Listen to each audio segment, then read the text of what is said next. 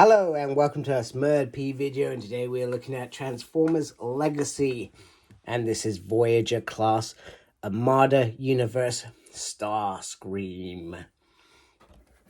And the packaging, as always, looks very nice. Some stunning artwork there. Promo picture on the back, 18 steps to transform him, and then, well, that's just like the promo picture for Decepticons and the ARC mode down there. So let's get Starscream out and have a closer look at him.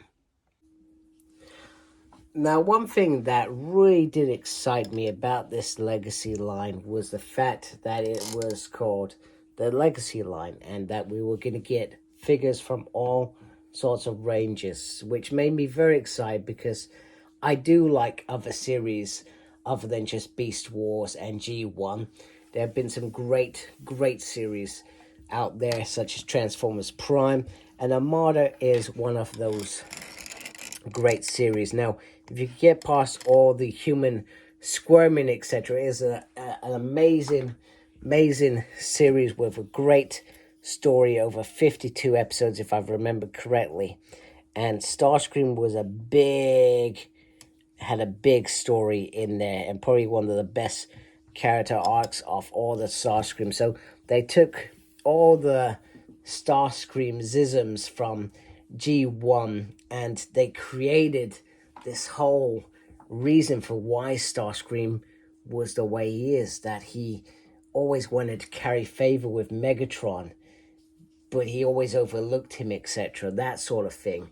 Don't get me wrong, in G1 I think he was a bit more, hey, I want to be leader.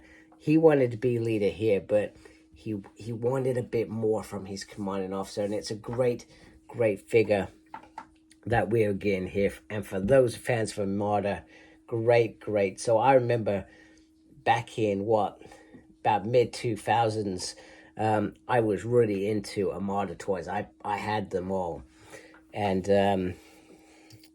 Starscream was one of my favorite. Don't get me wrong, I really love that N. John one because it gave a sort of G1 look to it.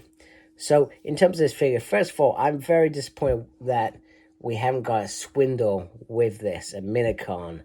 I was very disappointed about that. I can only hope that they do a little Minicon set at some point, but very disappointed. I suspect I will feel the same way when we get Hotshot, which has been announced. But it looks very nice. I'm struggling to see the eyes.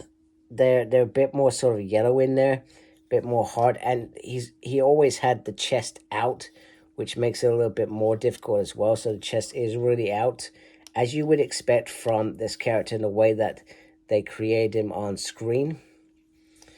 But he still looks very cool. He's got the jetpacks. Now, cool thing here is you can bring these over like that as well if you want to, which is very cool. I feel like they could have had some energy blasts to go in there. But that's very kind. I went all because this bit popped out on the back. I'm not even sure how that goes in. No idea. I have to figure that out in a minute. Anyway, that does come around. Be careful, viewers, that you don't pop something out. But he comes with sort of like an energy sword, which is pretty decent. I find decent because it does sort of feel like the Star Saber sort of feel. I'm not sure if that's what they were going for with this. I mean, it certainly does look like... in fact, it is the Star Saber. What am I going on about? That is the Star Saber. I am talking rubbish. That is the Star Saber right there, and it looks amazing. Very cool. I feel like it could have been a little bit bigger. Maybe I'm being a bit awkward. Bit, prima donna. And there we got the wing, which was his sword originally that he can hold in there as well. So he can hold both swords and go into fighting stance, which is pretty decent. So let's have a look at articulation. I just dropped those swords out there. So the head can go all the way around. It can look up there because I guess it perhaps moves in transformation. Now you can move these wings here on the back here and give him the full sort of motion there. You can go up like that. There is a swivel there. The usual single, in fact, that's a double there. I haven't seen a double on a Transformer in like ever.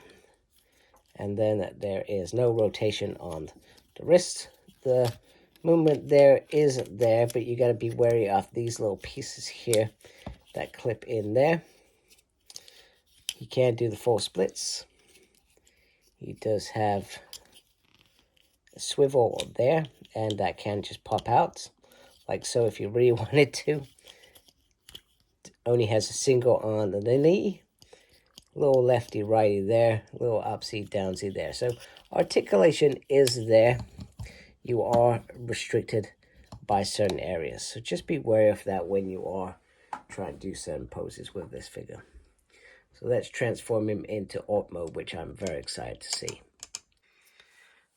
And here we have Starscream in his Alt mode, and the transformation was quite straightforward.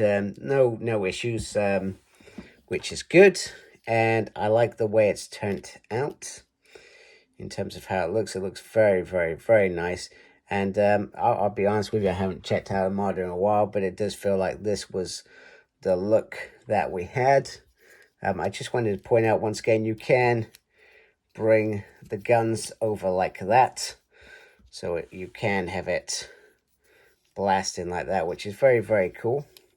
But just remember these little bits pin in here. So just try and be careful how you pop them out just to make it a bit easier. You can put the two swords underneath. I'm not wholly a fan of it, and this one really stands out like a sore thumb. I really feel like I wish they had given us two of those. I can't remember if we had one or two, but if they're meant to pop off the wings, pop off his wings as a weapon, then, because I think that's how it worked, I feel like it should have been done better. The kibble's very, very well kept under here. Even the arms, I guess my biggest irritation is probably the head piece here. I feel like they could have found a better way to hide that. It's not that obvious, but because you've transformed it, you know it's there, and it just looks a little bit weird in my mind.